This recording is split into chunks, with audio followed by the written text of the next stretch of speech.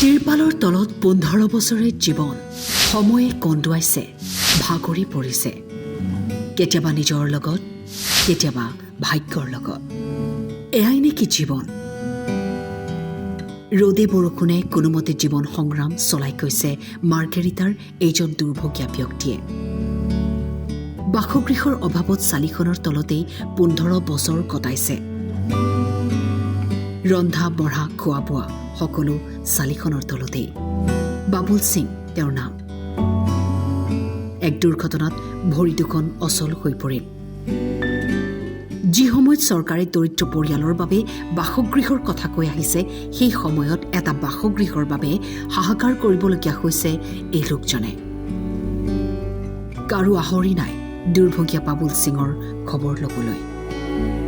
মোৰ নাম শ্ৰী বাবুল সিং।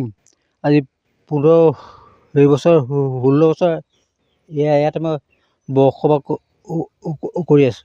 মোৰ পৰা ভাই বোৱাৰী আছে, 2জন ল'ৰা আছে।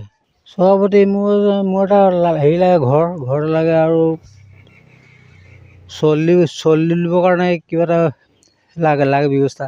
আমিতো তেনেকৈ এক নম্বৰ তাৰ ঘৰটোৰ অৱস্থা চোৱা কিমান বেয়া। তেওঁ থাকিবলৈ নাই। কোনোমতে এই কালি পৰহি এইটো ত্ৰিপালটো দিছেহে। তেওঁ কি খাইছে কি নাই কোনো চোৱা চিতা কৰিবলৈ নাই। বা তাৰ শোৱা বিচনাখনৰ অৱস্থা চাওক আপুনি। সেই বিচনাখনৰ অৱস্থা চাওক যে সি কৰিব পৰা নাই। তাৰ ভৰি দুখন বেয়া, ডাঙৰ এক্সিডেণ্ট হৈছে। সেই এক্সিডেণ্টত বাচি আহিছে বেচেৰা। মই ইমানে জানো যে তেওঁক কিবা এটা কৰি দিব লাগে বাছ। হয়, পঞ্চায়তক আপোনালোকে এই বিষয়ে আবেদন জনাইছোঁ।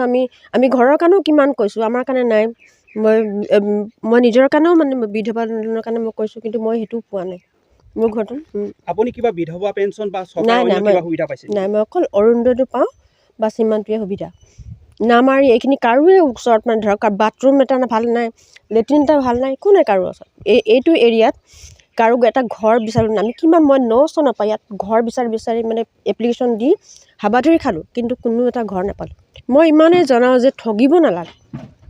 দিব লাগেতো হয় দিম বুলি ক'ব লাগে, নহ'লে নাই আৰু। মানুহক এনেই আশা দি লাভ নাইতো। মানুহ আশাবাদী হয় যে মই পাম, কিন্তু আমাক কিয় ঠগি আছে।